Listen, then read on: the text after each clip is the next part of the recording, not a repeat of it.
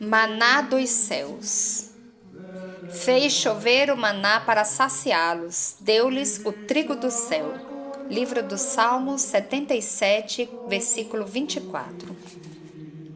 Há muito tempo atrás, antes mesmo do Padre Pio ter nascido, os anjos já estavam muito ocupados em San Giovanni Rotondo, e essa história data dos anos quando o convento havia acabado de ser construído. Havia caído muita neve naquele ano, tanto que, de fato, a porta da igreja do convento ficou emperrada, de tal forma que o frade, que geralmente saía para pedir comida, não pôde sair em busca do sustento para os seus irmãos. Todo o pão e os grãos já haviam sido consumidos, não havia mais esperança de sobrevivência, e eles se voltaram para Deus. Ao anoitecer, 4 rapazes de aspecto gentil, um com pão, outro com vinho e os outros 2 com vários tipos de alimentos, apareceram à porta. Como não havia ninguém no convento que os conhecesse, o irmão que vigiava a porta perguntou de onde eles vinham e quem eram os benfeitores para que pudessem agradecer-lhes. E eles disseram: agradeçam a Deus que não abandona os seus servos fiéis em suas necessidades. E dizendo isso, imediatamente partiram.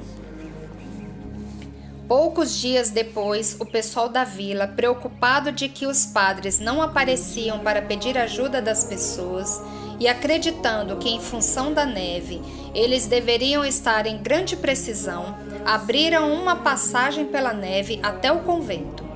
Descobriram que há poucos dias eles estavam passando por uma grande necessidade, mas depois eles foram salvos da enorme privação. Quando as pessoas voltaram para a vila e explicaram o que havia acontecido, uma minuciosa pesquisa foi feita para descobrir quem eram os benfeitores, mas nada foi descoberto. Sabendo que os frades não poderiam ter recebido doações de outras localidades, uma vez que estas se localizavam tão distantes dali e a neve era tão alta, eles concluíram que só poderia ter sido um milagre e ficaram convencidos de que teria sido o trabalho dos anjos, na forma de jovens rapazes que haviam provido o necessário para os pobres devotos de Jesus Cristo.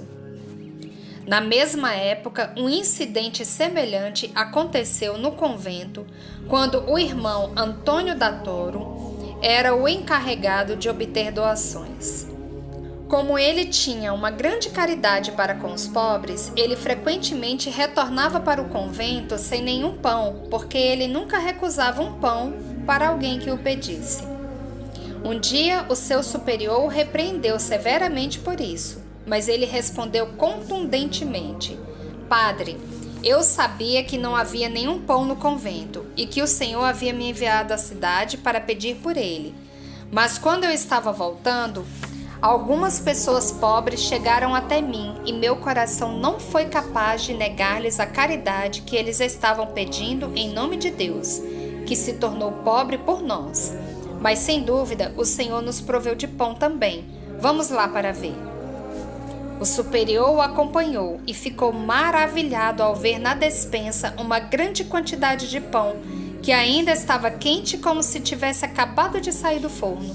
Evidentemente que, como no caso anteriormente mencionado, os ministros espirituais obedeceram às ordens do Senhor e, mais uma vez, deram provisão para os que necessitavam. Tudo isso aconteceu há um bom tempo, mas durante a vida do Padre Pio, eu pessoalmente estive envolvido em um incidente concernente ao pão dos anjos. Deixem-me contar-lhes.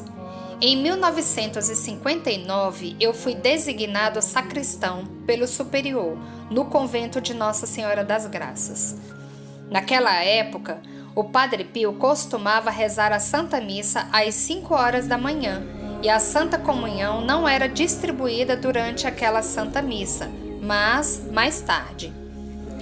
Assim que o Padre Pio chegava à sacristia depois da Santa Missa, eu saía para distribuir a Santa Comunhão para as muitas pessoas na igreja. Havia sempre uma pressa para ser o primeiro a chegar até o altar, onde poderiam comungar e depois seguirem para a pequena igreja, onde o Padre Pio ouvia as confissões. Um dia havia tantas pessoas comungando que o grande cibório que eu segurava em minhas mãos rapidamente se esvaziou. Enquanto outro padre continuava a distribuir a Santa Comunhão, eu subi até o altar, fui até lá e comecei a purificar o cálice. Depois que retirei as pequenas partículas, eu derramei um pouco de água nele e lavei bem, e então com um sanguíneo o enxuguei. Estava terminando e já ia colocar a tampa quando vi, no meu lado direito, uma hóstia consagrada no meio do ar, caindo no cibório, e caiu bem dentro dele. Imediatamente virei minha cabeça para a direita, mas não havia ninguém ali. O outro padre continuava na beira do altar. Eu fiquei um pouco chocado, para dizer qualquer coisa, e quando meu irmão Frei retornou, eu peguei a hóstia consagrada e coloquei no seu cibório. Mais tarde, naquele dia, eu contei ao Padre Pio esta minha experiência, e após escutar toda a história, ele disse: seja mais cuidadoso e não seja tão apressado quando estiver distribuindo a Santa Comunhão. Agradeça ao seu anjo da guarda que não deixou que Jesus ficasse caído no chão. Esta lembrança de Padre Pio trouxe-me à mente outro incidente semelhante quando um dos meus confrades lhe disse: Padre, nossos olhos não são tão bons a ponto de vermos as pequenas partículas do Sagrado Corpo que caem enquanto distribuímos a Santa Comunhão. Padre Pio respondeu: o que você acha que os anjos fazem em volta do altar? Com esta observação, nós compreendemos que não importa quão pequena seja a partícula que caia, os anjos estão sempre prontos para coletá-las e trazê-las de volta para o cibório. Quantas coisas acontecem neste mundo que nós homens permanecemos completamente sem saber?